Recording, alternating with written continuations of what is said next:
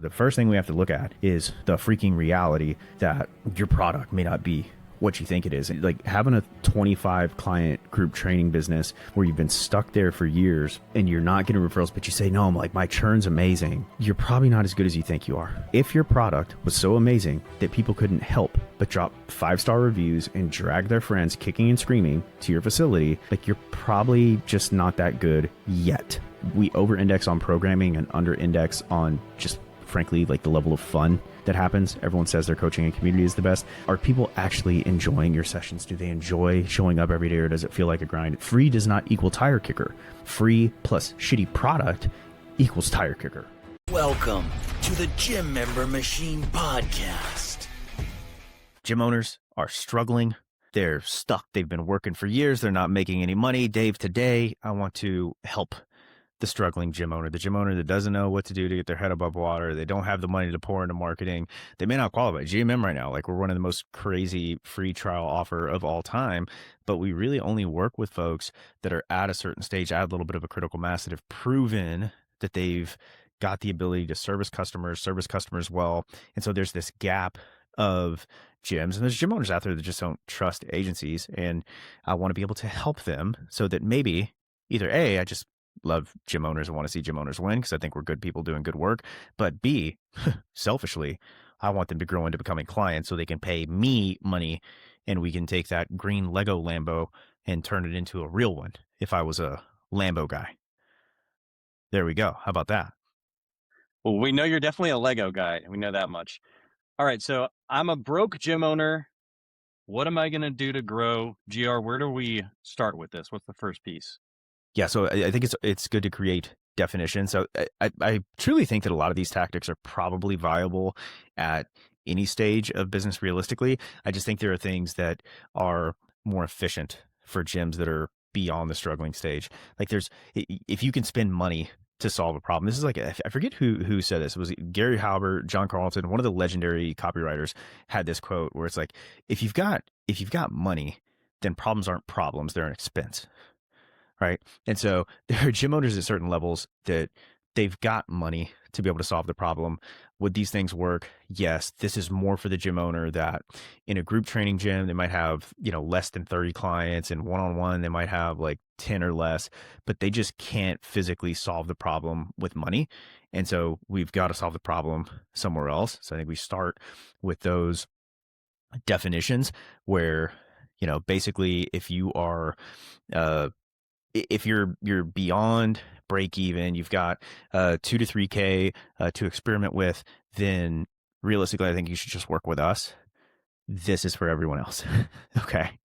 Yes, sir. And that's why you don't have enough money to solve the problem, and you've got to figure out how to do it with just elbow grease and some of the tactics and strategies we're going to give you.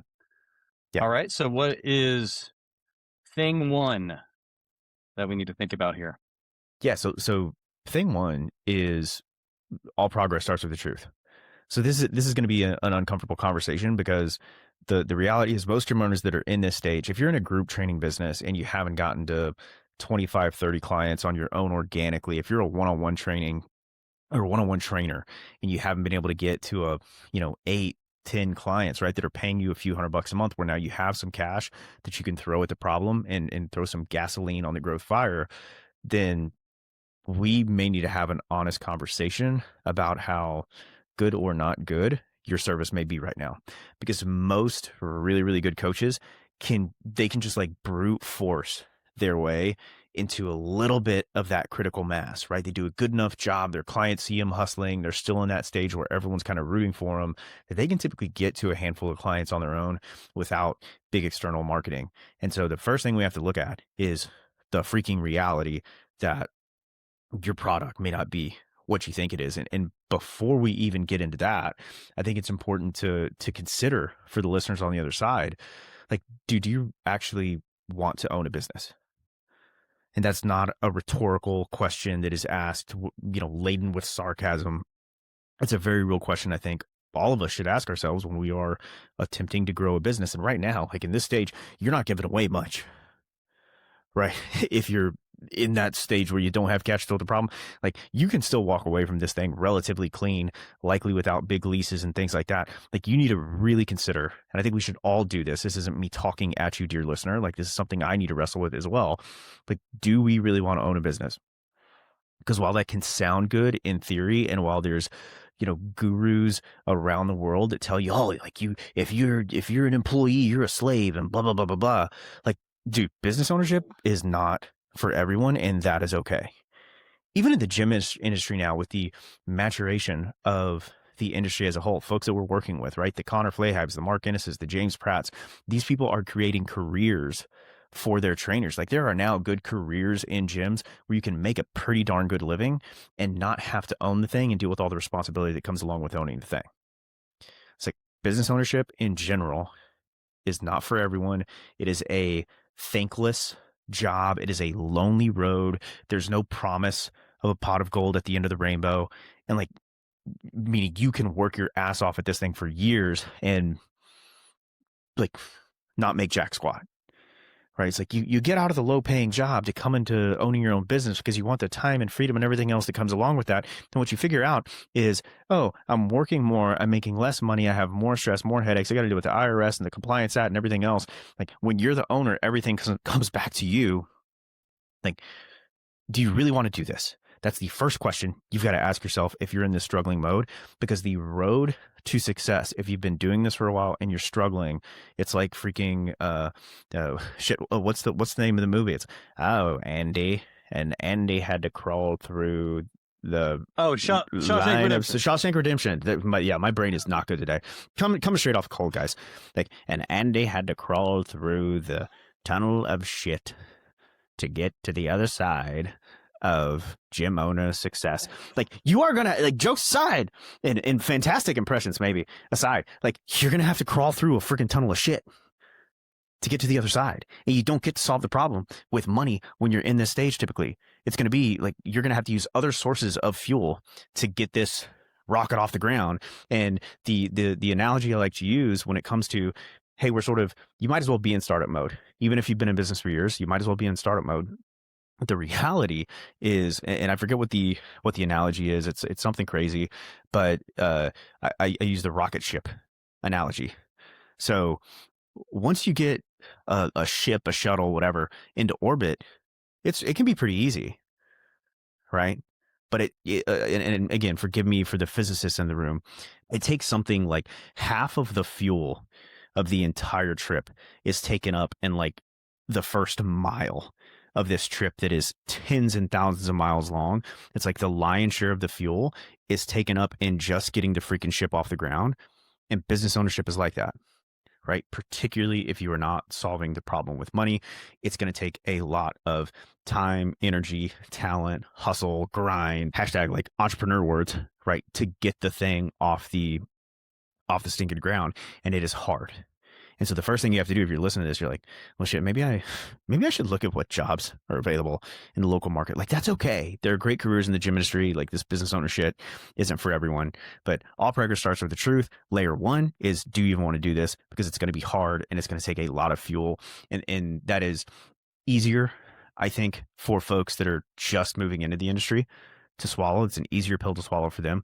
What's really hard, and unfortunately I see these issues all the time, I've seen them for years, is where you've got a gym owner that, instead of being like the young, dumb, full of word that rhymes with dumb, young gym owner that's just gotten into the industry, and you're just like, you just love it. You're going to work 20-hour days just because you're just freaking into it. A lot of times what we see with these folks is, yeah, I've got 20, 30 clients. I'm not making money, but I've been doing this for years. And what once was young, dumb, fully you know what is now stressed, burnout, tired, etc. And you might need to take a little blue business pill if you want to make the thing work, because it's going to take a massive amount of fuel to get that rocket ship off the ground again. And so you really, if you want to do this, you're going to have to put yourself in that headspace. Like, no, we're starting over again. This is a new line in the sand. I really want to do this. This is why I want to make my impact, et cetera, et cetera. Like, we've got to get there mentally. And there's probably a whole other episode for that. I want this to be more geared towards the tactics once we get past this like initial hurdle here. But it's going to be hard, and it's not for everyone, and that's okay. Like, we still love you. There's still careers in the fitness industry, or there's other jobs that you could probably get into and make more money tomorrow. Yeah, I think we get into the truth that hurts the most, because I love how you say that ego is the enemy of progress, and that's what's going to kill your business if you can't look in the mirror. And you have some tricks that you've developed over the years whenever folks apply and they're struggling, where you can sort of gauge, okay, maybe it actually is a challenge with the product or service. Maybe you could talk a bit about that. Yeah. So, like, if you have decided that you want to do this, then we're going to have to brace ourselves for some discomfort, right? The first piece of discomfort that you're going to have to deal with is nothing changes if nothing changes, right? If you continue doing the same things you've been doing, you're going to get the same shitty results. And there's not a singular marketing or sales tactic that's going to solve this for most of you. And so where we have to start is the product, because the reality is, if you've not gotten to a critical mass where, hey, I'm making a little bit of money, I'm okay, I've got some good word of mouth, I've got referrals, dude, like having a 25 client group training business where you've been stuck there for years and you're not getting referrals, but you say, no, I'm like, my churn's amazing. You're probably not as good as you think you are. Like, you're probably just not. And what we have to do, again, I know this hurts, is look at the product first. Because if your product was so amazing that people couldn't help but drop 5-star reviews and drag their friends kicking and screaming to your facility, like, you're probably just not that good yet. And I yet everything. When I talk to my kids, they say, oh, Dad, I'm not fast. Like, yeah, son, you're not fast yet, right? I can't read. Like, yeah, you can't read yet, right? Yet is a big word. We believe in the growth mindset. I believe in this for you, dear gym owner. Treat you like I would my mother, brother, children, in the least disparaging way possible. Your product may not be that good yet. Okay. Your business, the service, the thing that you do, it may just suck. Because often what we see, when I see folks that are struggling, this happened to me. Like, it's the perfect story for this. I talked to a guy, this was probably a year or so ago, and he'd been in business for a long time, and he was actually locked out of his space because he hadn't been able to pay the rent for a couple months, and was like, oh yeah, can you help me? Like, it's like, dude, I can't market for your business. Like, you don't have a spot to train. And I gave him all this advice. Like, dude, you need to be trying to get people in for free. Like, you need to try to do all this momentum. And he number one, he wasn't willing to do the things. But number two, when I go and I look and I'll stalk these people's, websites, social media, etc., it's like, I'm sorry, it was clear. And if you've got like a good coach's eye, like if you got an eye for this stuff, it was clear. Like,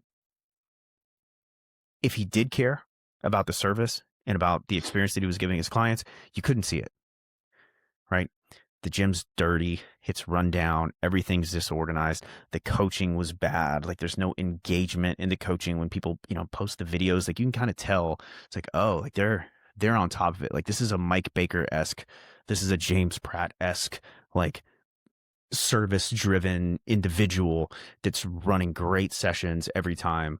It's like, no, you can tell if you've got, you got good eyes for the thing. Like, you can tell when someone's just not doing as good of a job. And so my recommendation, if you're sitting in the struggle bus mode, the first thing you have to do is look at the product. And what that means to me, the most helpful frame is look at things through Karen eyes. So Mark Innes has this thing he calls owner eyes. And the issue is, like, if the gym owner's been looking at things with owner eyes, like, and the owner eyes have not caught the things that are so messed up, it's like, you probably need to put yourself in the shoes of your target market. It doesn't have to be, I'm just saying, most of us are probably working with like women over 40 that are somewhat professional, like probably a little bit picky. And if you're the over 40, like, washed up meathead that loves the idea of training in like a dungeon bodybuilding powerlifting gym or whatever, it's like, but your target market is not that, then what you think is cool and awesome may not be what your target market thinks is cool and awesome. So we should look at things through ICP eyes, if we want to use fancy marketing terms, ideal client profile eyes. And for me, I like the idea of Karen eyes. Why? Because, like, hey man, like, Karen's going to be picky. Karen's going to say, well, why is there why is there all this chalk like on the floor? Like, why have the floors not been cleaned? Why are the plates like, why are things not racked? Like, why are the dumbbells out of order? Why is everybody throwing their bags into the corner instead of having like nice cubbies? Like, what, let me go through the entire process. And Markin is, to his credit, like he will do this from the parking lot. So he'll park out in front of the gym and then walk in and be like, okay, like slowly as he's walking in, what's out of place? All right, what can I put maybe in the parking lot to make things nicer? Sometimes you can't control that, but like, is there something you could put on the door to make things a nicer or clearer, what have you? As you walk inside, like, what do I see as a client? It's like go through things with fresh eyes and do a true audit first, just of the facility, and then it becomes like, okay, how good is the actual training that you're doing? Are people having fun? Are they getting great results? When you get a new person in, because some of you are going to have clients that have been around for years just because they have a crush on you.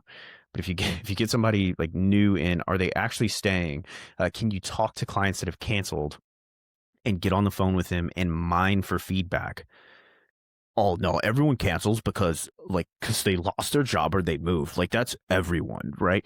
Yeah, we all like to say that, and that feels really nice, right? Like the natural instinct of all humans, including myself, by the way, is if somebody says, yeah, like I just, like I'm moving, or I've just got something with the kids and I just can't, like, it's not, you guys are great, but blank. So I just have to cancel. Like I can't control it. It's out of my control.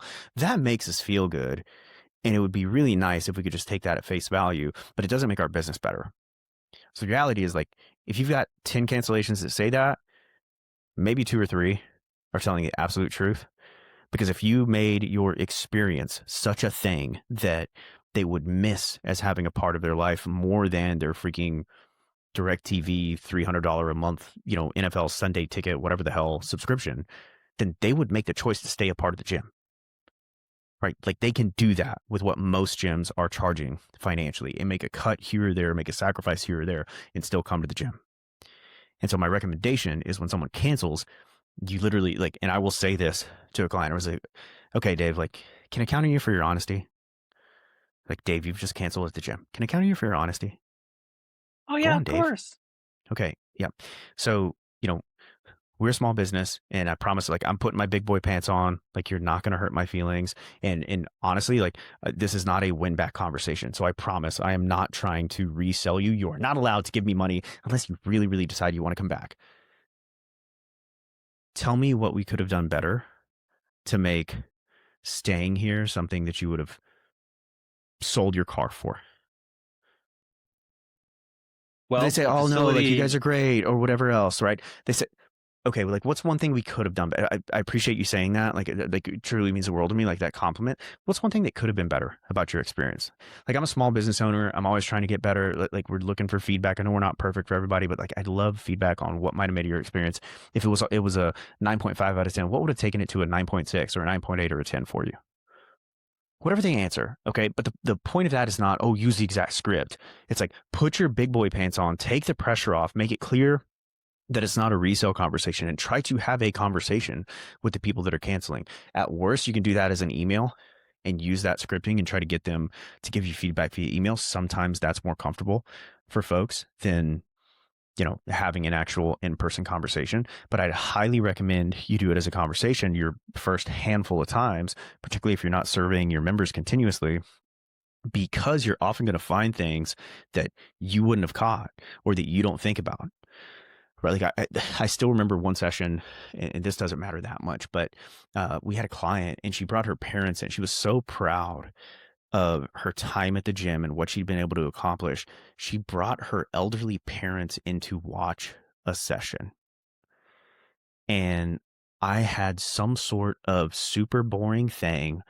And I was like, no, this is going to be good. It was a large group session. It was like some sort of really like grinder type session where they were only really doing, 2 or 3 really basic movements. And it was just the same thing the whole time. And she told me like she was really disappointed because it was like, I don't know, it was probably some bodyweight movement or something. Like they didn't get to see any of the occult shit that she had learned. Now, was there actual feedback there? Like, no. But did I ever think in my head, like, oh, like this might be boring for these people? It's like I didn't think that, right? It wasn't going through my head. So this client like revealed something that made me think about our product in a little different way and maybe changed the way that I would do programming. in the future. Those are useful things for us to get from our prospects, because otherwise you keep on providing the same shitty level of service that when people come in and they try, they leave and they don't want to pay. Bad news. So we have to look at the product. All right. So the product itself, I've checked off the boxes of it's clean, the space is organized, our sessions run on time, they're fun. Now I feel good about the product. If you stalked me on social, you'd feel good about the product and the space as well. So let's talk growth. Yeah, growth. So again, I guess one note that I didn't make is, are you first date ready? Right. So when someone comes in for the first time, like, are you dressed your best for the first date? That doesn't mean wearing a polo shirt with tucked in khaki shorts. It's just like, is the facility ready for a first date? Is it something that someone in your ICP would come in and enjoy? Are your sessions fun? That's one thing I think we over index on programming and under index on just frankly, like the level of fun that happens. Everyone says their coaching and community is the best. Like, are people actually enjoying your sessions? Do they enjoy showing up every day, or does it feel like a grind, et cetera, et cetera? So something to consider, because I would argue, and I'm sure our pals like Baker and Pratt would tell us, like, yeah, you can run a really, really intelligently programmed program, right? Have a really intelligently programmed product and still have people have an amazing time while they're doing it. Okay. So something to think about. Now, into growth. Right now, you've got basically a handful of types of fuel that you can use to grow any business. This is true at any level of business. You can use money as a fuel source, which we've got to kind of wipe off the table because most of you that are still listening to this episode probably don't have it. You can use your time, like time, energy, talent, and you can use your network and connections. Now, your network and connections, that can be people you know in the community, that can be your current members, that can be your social media following, your email list, things like that. So you can use your network. You can also use your time, energy, and talent to build said network as well. But realistically, you're looking at those two fuel sources. You are going to grow this thing and get your rocket ship off the ground with time, energy, and talent, and your network. Those are really your only two options when you don't have the cash to do anything. Where do we start with this? If it's me, if you're a gym owner on the other side and you're in that situation where it's like, no, like if I don't get more people in, like I am literally going to lose the facility, then I am doing everything I can to get butts in seats, get booties in the gym, and serve the hell out of them and hopefully convert them on the other side. I really like harnessing the power of free. This is particularly powerful when you don't have proof of concept on your product yet, because you don't know if you're good or not. And so if you can get a bunch of people in for free, no bait and switch, no games on that side. If you can get a bunch of people in for free, then you can get feedback, iterate on the product, right? Get feedback again and repeat. Right? You repeat that process until the product is so good that now people are starting to refer and starting to do some of the different things. So when you're first starting this process, you probably don't have a ton of people to go ask for referrals from, which we'll talk about here in a second. What you need to do is build a critical mass so that you then have a mass of humans that you can then potentially request said referrals from and start to actually grow the thing. So I am big on the power of free. At my first gym, we grew the athlete program I did a 12-month, I don't recommend doing this necessarily, by the way, but it was direct mail, and we did 4 12-month scholarships for our sport performance program. So I was a nobody in the state, like, right? We moved to Minnesota. I'm from Texas, knew literally zero humans there outside of my wife, right? Who was like, she was going to be my wife, but she didn't know it yet. But she was doing her PhD. Like, we knew nobody, no humans. So I did this direct mail campaign to surrounding. I think we bought a list or something. Got you could do that in direct mail. Might have been every door direct mail, whatever it was. But we did this sport performance training scholarship. Had a bunch of people apply. Took on 4 kids to train for free, and they became the referral base and the proof of concept for everyone else that ended up being a part of that program. The nice thing with them is, like, hey, sometimes their parents want to train, and then they could get in our adult program and so on and so forth. So we harness the power of free in a very extreme way that I don't necessarily think you have to do as you're starting off. You could start as simple as, hey, you know what? I'm going to give away free 2-week or 1-week VIP passes to everyone in the frickin' parking lot of the gym. Or if you're in a warehouse like district that doesn't have foot traffic like I used to be, Maybe you're going to the freaking local grocery stores and shit like that and just like talking to strangers and handing out these cards, putting up flyers, like you're doing whatever you can to get people to come in and try your thing for free. You can try to connect with local business owners. So who has your target market and your target client? Like if they've got a lot of employees and you go into the business owner and say, hey, we're doing XYZ thing. I'd love to have you come in, like physical therapist, right? Go into the physical therapist office. Hey, I'm a trainer in the area, trying to build relationships. Like, I'd love to offer you a free 30-day pass, potentially refer people to you in the future. They don't have to know that you don't have anybody to refer right now, but offer them a free 30-day training. I'd love to get your feedback on the program and see how we can make things better for people that are coming back from injury. Like, that's a relationship that you could potentially start, right? By harnessing the power of free. Maybe that physical therapist can then, once they like you, put you in touch and give out your 7-day or 14-day trial passes to their clients that make sense. Maybe they'll just make warm introductions. Like there's a number of different ways that that relationship could eventually bear fruit. But I want to harness the hell out of the power of free in whatever way that I have to get to the point to where now I have some folks where I can maybe get some referrals and things like that. Yeah, and I love too how you talk about when you're first starting out, and or whether you're just starting out or you're trying to get this thing off the ground to get to a critical mass of clients to get to the next stage of business ownership. Shout out to our previous podcast. In that stage, it's very useful to get feedback on the product and to iterate and to get better just through getting more reps and more practice. So, absolutely love that. The objection, right? Where I want you to hit me with sometimes, Dave, is the objection that the gym owners are going to have on the other side. And you wouldn't come up with this objection because you've seen the facility firsthand. Like arguably the most successful single location gym owner on planet Earth, like semi-private training, clients paying 500 plus a month with like 600, 700, 800 members. Like, I don't know what the exact numbers are, but like wildly successful single location gym selling a very high ticket product in comparison to most of the market. Built the lion's share of that business originally and then built an entire second location, got that full within, I think, like 6 or 7 months with a free 30-day trial. So if you're saying like, I don't do anything for free, I listen to this guru say, you can't do anything for free. It's like, it's bullshit. Okay. Like it's straight up bullshit. Number one, like we're proving it right now at GMM. It depends on how good your product is. Number two, in the gym space, right? One of the most successful single location gyms that is absolutely like more successful than your single location. Like it just is. Like, are you doing whatever 3 or 4 million a freaking year out of one location doing just semi-private training? It's like, probably not. This location is probably more successful than you. Built the selling what is likely a higher price thing than what you're selling. Built it on the back of a free 30-day trial. No bait and switch. No like, oh yeah, 30 days, pay an accountability deposit. Truly free 30 days. Just like ridiculously obsessed with having the best product possible. Like obsessed is not a strong enough word for how much that guy thinks and thought about the quality of the training and the product. Served the hell out of the people that got in there and then converted them into these high ticket memberships on the back end. Like free does not equal tire kicker, right? Free plus shitty product equals tire kicker. Okay. So I'll hit that objection on the quote unquote, oh, but I don't want to do free because all those people are looking for discounts or whatever else. No, false.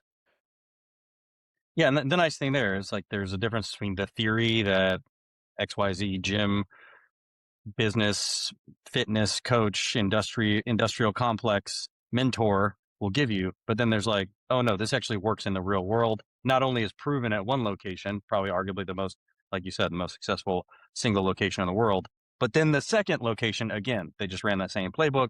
It worked again. So we have actual like real proof that the Yeah. power of free works. And to be clear, like another longtime client of ours, like has probably more locations as an independent bootstrap founder than maybe certainly anyone I know, like a ton of locations.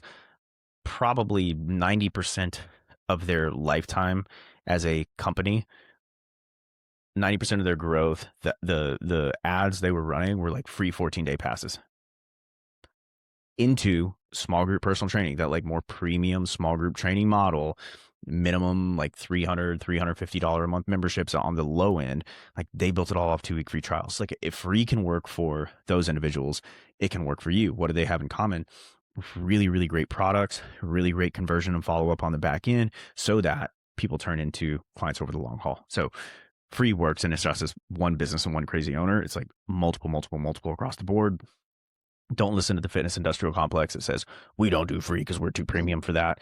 Particularly if you're in the situation where you're listening to this, like, please help me. I need to grow, or I'm going to have like the conversation of my business dying. Right. That's a point I didn't make earlier, Dave. Was like, look yourself in the mirror. Which conversation would you rather have?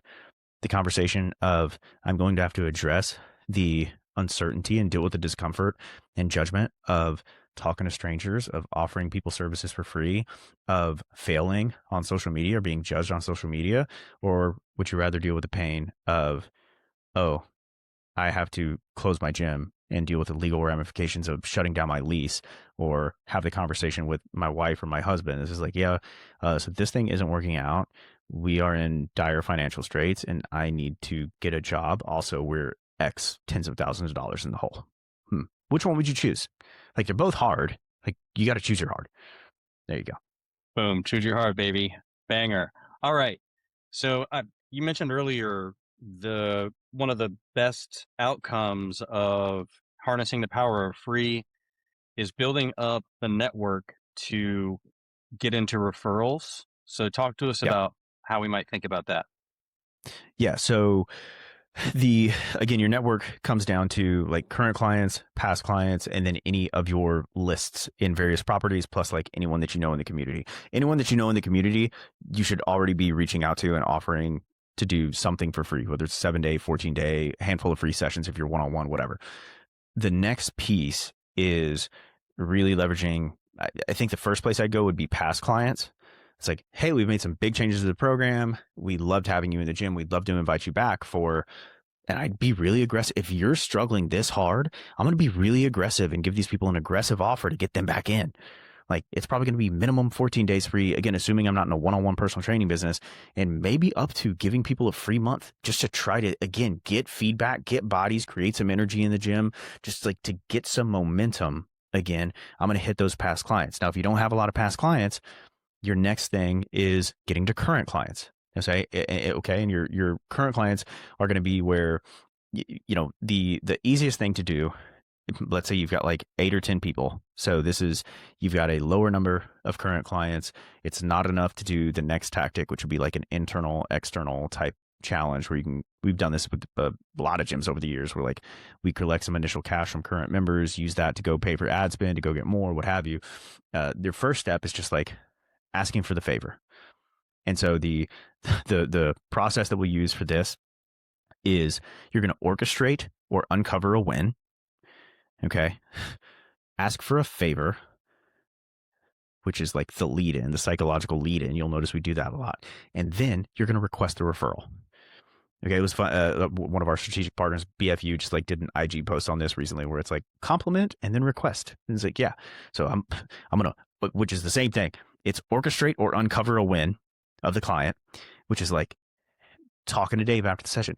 Hey, Dave, like, you know, and it doesn't have to be something big. So to be clear, this is like, you can find the micro wins in your facility. And honestly, if your product sucks, if people aren't motivated to keep coming, this may be a good practice for you to make your product better. And that's like finding the small wins, because not every win that a client has is a big jump on a PR or a number on the scale or anything like that. It could just be as simple as, dude, Dave, like, your kettlebell swing technique today, like, your technique has gotten so much better. Like, great job, dude. Right? That's a little thing. He might have been doing the same weight and reps that he was doing before, but if we can uncover a win and shine a light on some positive feedback for what that member has been doing in the gym, now all of a sudden that makes them feel good. So you're going to like orchestrate or uncover something positive that they've done. This is like at the end of the session is when it's best done, right? Some compliment about what happened in the session. Oh yeah, thanks so much. Oftentimes when you do that, they're going to be like, oh, thank you so much. Like, I've been working so hard. Like, I just love it here. Like, you're so amazing. Da, da, da, da. And it like opens up the conversation for you to be like, it means the world for me to hear you say, like, could I ask you for some advice? Okay. You notice some of these like psychological triggers when we ask for the feedback? It's like, can I count on you for your honesty? Can I ask you to be honest with me? All right. On this one, we're going to say either, can I ask you for a favor? Can I ask you for some advice? Because when you've just given a compliment, they probably compliment you back, and you say, "Can I ask for advice?" That communicates that you've got a certain level of humility. It also communicates that you value the other person's opinion, which makes them feel good and makes them feel smart. And now that you've made them feel good and them feel smart, they're going to feel obligated. They're like, yes, like you value my advice. By God, I'm going to try to give you some great advice. Can I ask you for some advice? Say, yeah. Look, I'm really trying to take. I'm wearing the Jim Prano shirt. Shout out Vince Gabriel. We can talk about the event later. Really trying to take Jim Prano's fitness, to the next level. Move things up. Get more energy in sessions, things like that. It's like, where can I find more awesome people like you? That's the question. Notice I didn't ask, is there someone that you could bring into the gym as a referral that would pay me money, please? It's like, where can I find more awesome people like you? It's like, hey, I'm really trying to take this to the next level. I told the guy that was literally training out of his basement. And he had a handful of one-on-one clients that give him this exact advice. He messaged me back. He didn't, I did not pitch him as a client. It was like, you don't need me right now, but here's some free advice. That's basically what I'm giving you in this video. He reached out like a few months later and was like, dude, I'm at like XK a month now. Like, thanks so much. It's like, you want to pay me now? Like, can I get you want to send me a wire? But I gave him this script and he used it because he's like, yeah, I think we want to move into our own space. We really want to take things to the next level, move into our own space, things like that. So I love your advice. Like, where can I find more awesome humans like you to be members, be a part of what we're doing here? Where's their charm? Yeah, Now, why don't we ask just for the referral, Dave? Right? Why am I reciprocity? I'm trying to think of my principles of influence here, and which one it comes up with. Because asking for advice is almost like asking for it's less of asking for a favor. Okay, so here's why. Here's why you don't ask. You don't ask for the advice and then say, hey, how can I get you to send me more people? You say, where can I find more awesome humans like you to be a part of what we're doing here? Okay. Why do we ask that? It's because number one, it lets the person off the hook. So if they don't have someone to refer, then they don't have to necessarily be awkward about an answer. Like, I just really don't know anybody or have anybody. It also gives you the opportunity to find bigger ponds, not just a fish, but bigger ponds with which they can get you connected. So I didn't use this script. I was just basically fortunate with this one. But one of the parents of one of the athletes that we were training, we were talking about ACL injury prevention stuff or mitigation, whatever the correct term is, right? Because you can't prevent them, but you can do things that increase the probability or decrease the probability of getting the injury. And so I was talking to her about it, and she's like, I need to get you in front of the entire I forget what it was, like Centennial Basketball League, Youth Girls Basketball Association or whatever. And so I might have asked that client for a referral and she sends me a couple of people. That's cool. But when I leave the door open, where can I find more awesome people like you to be a part of what we're doing here? Oh, I need to get you in front of this entire basketball association for you to do this ACL talk that you just gave for me and my girls and do it in front of all of the coaches and the entire league and maybe the parents and turn into tons of clients. Right now, is every connection that you make going to be magical like that? No, but they may be a part of a Rotary Club or a PTA or a church or whatever the heck that could have more people that you could conceivably get in front of. This client thinks a lot of you. And now that one conversation could turn into many clients instead of just one.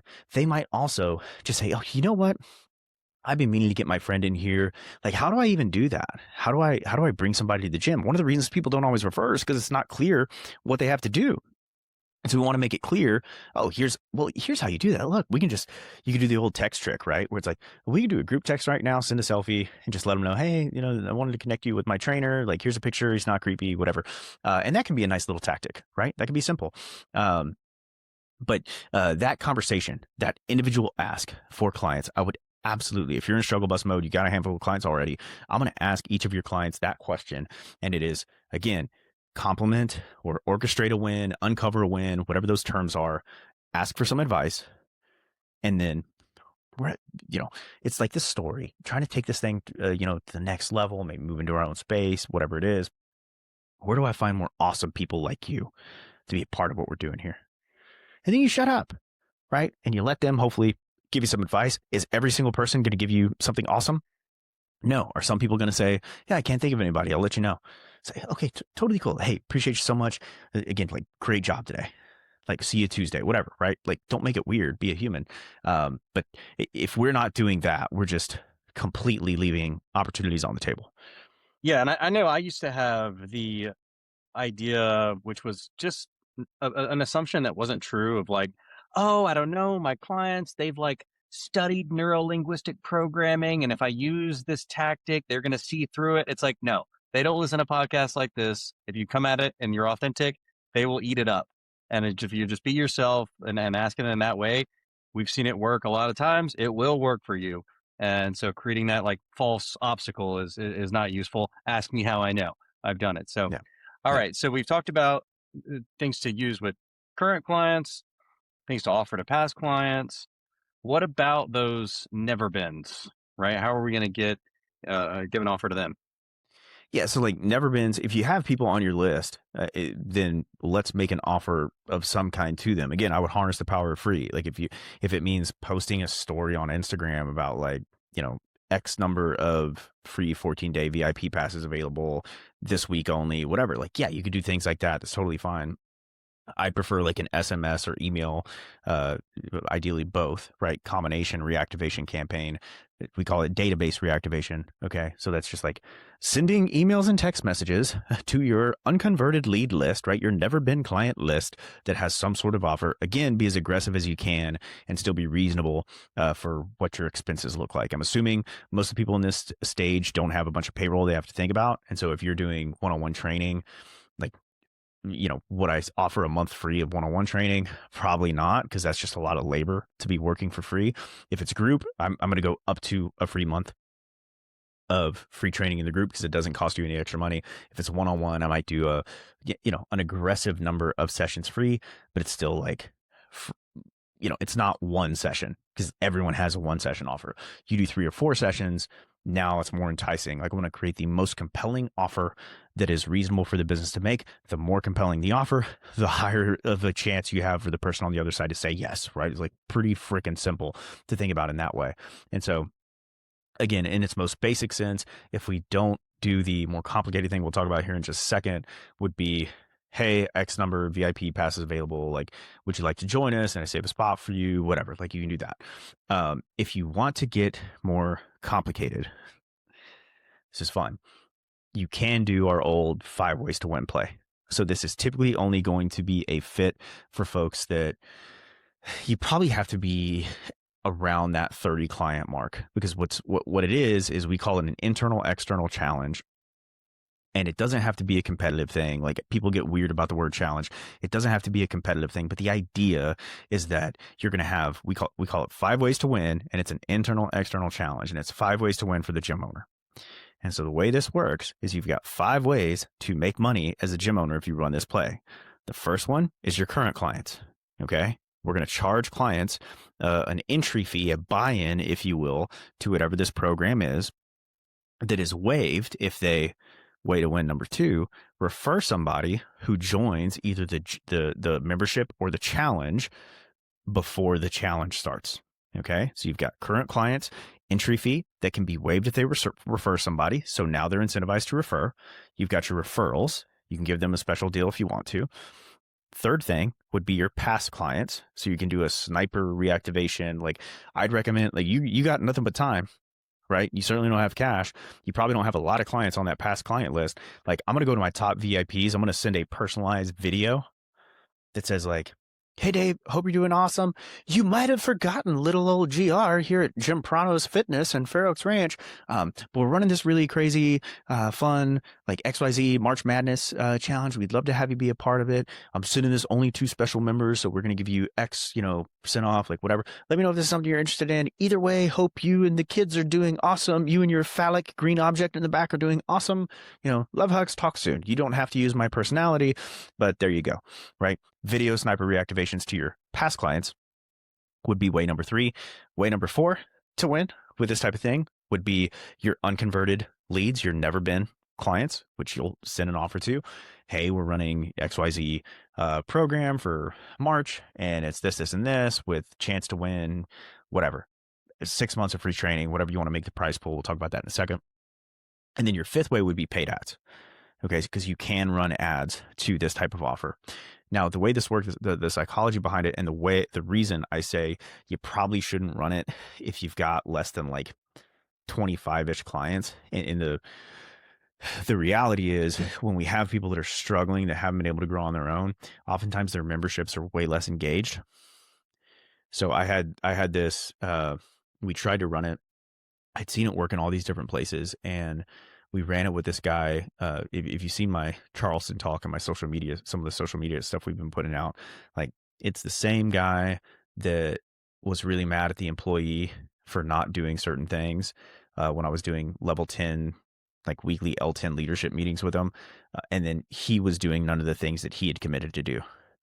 And it's like, dude, if you're going to be a piece of shit about the things that you're supposed to do, how can you expect your employee to not be a piece of shit? Right? Like, you're just not doing any of the things. And it turns out his membership was like super disengaged. So we ran a super aggressive, when I say aggressive, I mean like low cost, super low barrier for current members, internal, external thing to get into. And his membership was so disengaged, he got like nobody to jump on it. Right?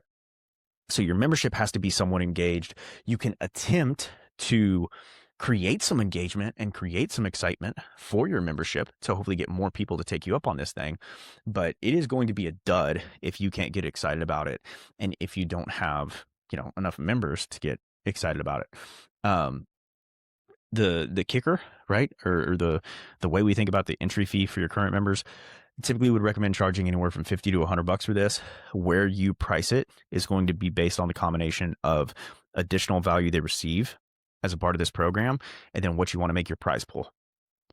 So prize pool for most of the gyms in this scenario, we recommend doing like free 6-month or 3-month. You could do 12-month of training, particularly if you're in a group setting. Don't do that if you're one-on-one, right? If you're one-on-one, make it something else, something that's less aggressive. But if you're in a group training business and you've got 30, 35, 40 members, and maybe you're just thinking about, oh, this internal, external thing sounds interesting. Well, you could charge $50 to $100. Say you get 50% of your membership to jump on it, and you charge $100 for it.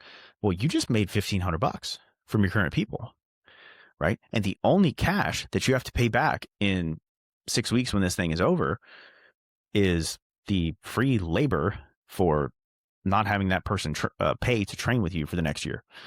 And sometimes they just won't even take it anyway. So like, you're good, right? You might lose that revenue from that one member, but you made some money up front that now almost serves as a self-generated loan for you to go put some money into ad spend for this offer that you may then be able to turn into more clients. So this is an option for people that are, hey, I've got a little bit more of a membership. I'm still struggling. I need to break inertia, create some momentum in the gym. And this is like, again, if you can add more value to what they're currently receiving, or make the prize so exciting that like, dude, a $50 buy-in to win a year of free training and I get a chance to do that. Like, that sounds cool. Well, now you've got a chance to collect some cash, create some momentum, have something exciting that you can send to all of those other buckets, right? Your past clients, your never beens, etc. Like, it can, like, we've seen it make a really big impact in gyms in a really short period of time if you can execute on it. I think I like this idea of a flywheel where you've got the three sources of fuel. We all have time. We work that into creating the network. And then both of those, especially with this 5 ways to win or some, challenge like this, gives us the money.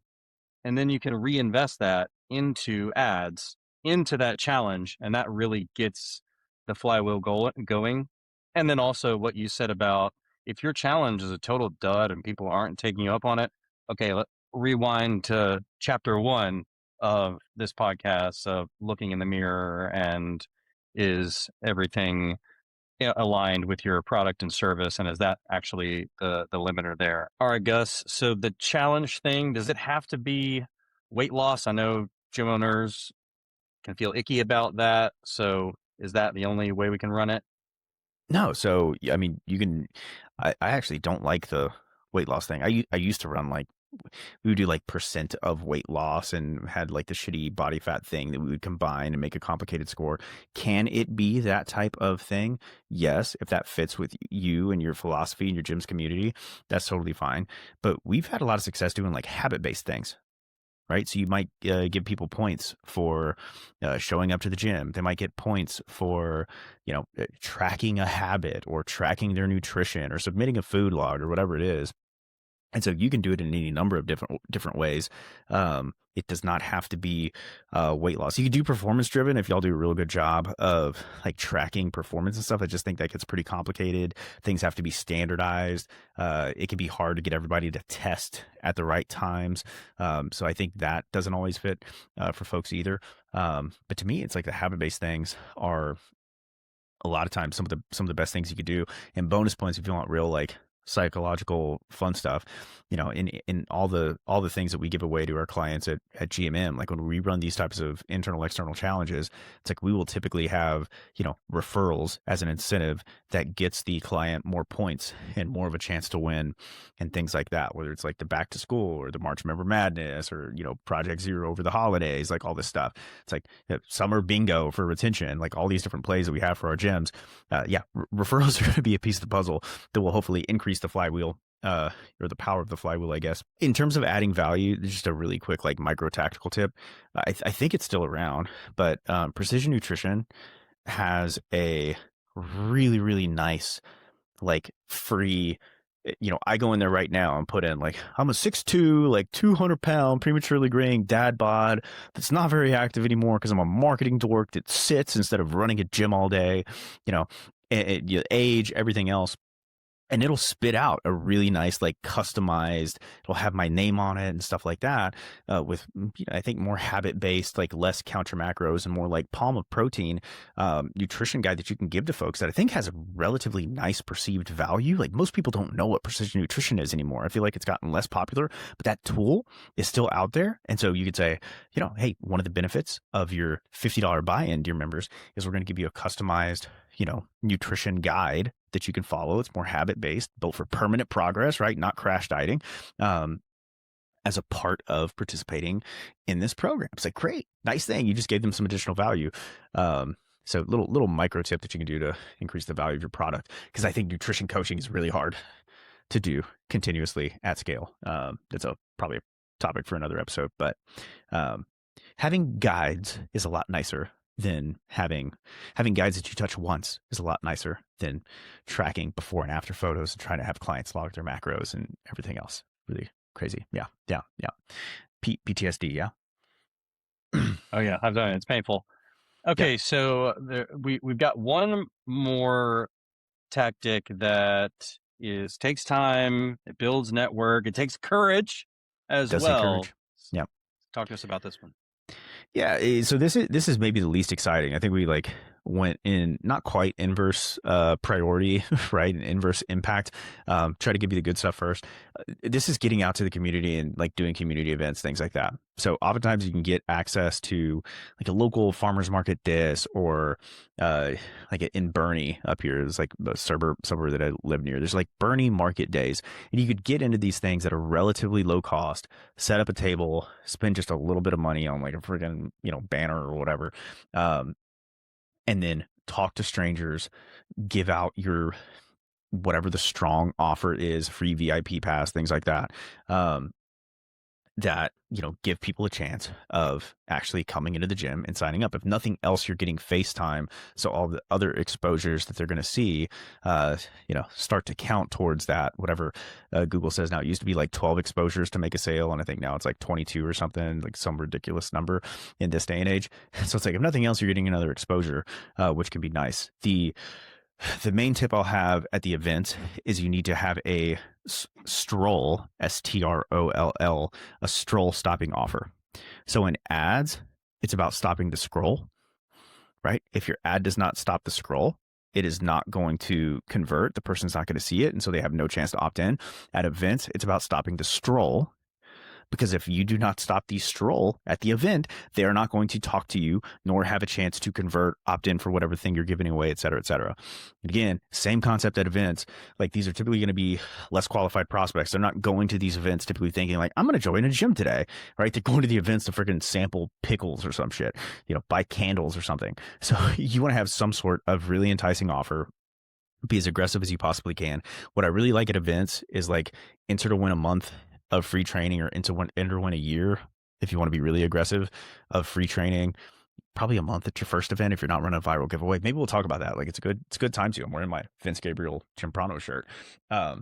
Story of the very first viral giveaway. TM. But you could do like, all right, enter into the drawing to win a free month of personal training, right? Like win a free month. Like that's a big, compelling offer for most folks, right?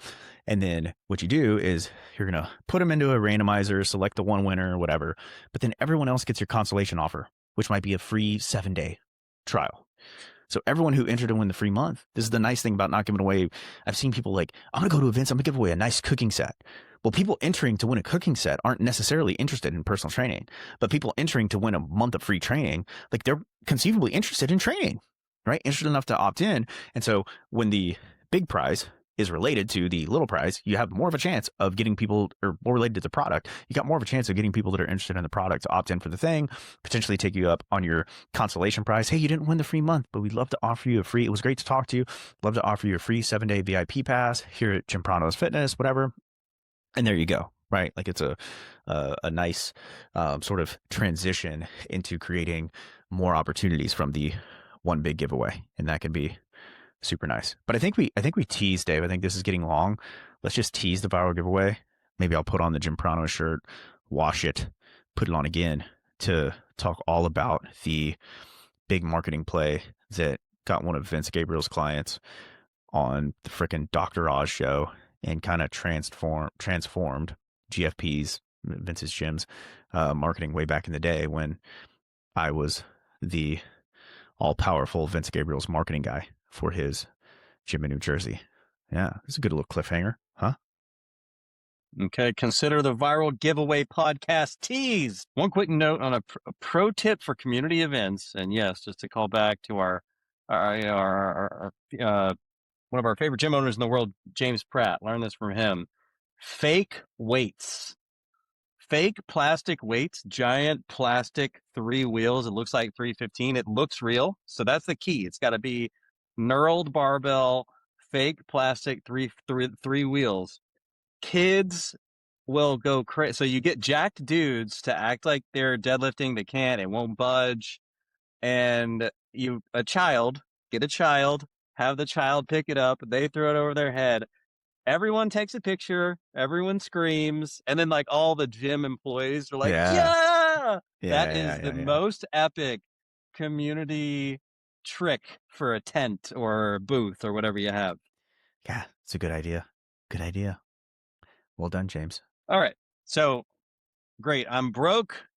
Thank you for fixing me. I'm going to put these tactics and strategies into place. And if you use your time and your network to make more money and get that flywheel going of filling up your gym, making all the things, then you get to the point where you can join our family here at GMM and we can run some ads and pour gas on your epic high quality service and product fire.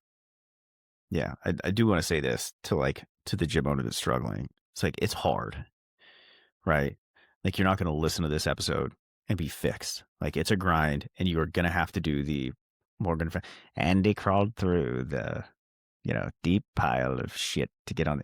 Like you're going to have to crawl through some shit. And if you decide that you're the person that's going to go through that and look at your product through your target market's eyes and do the things and be uncomfortable and harness the power of free and ask for referrals and so on and so forth, it's like, I freaking salute you. I know it's difficult.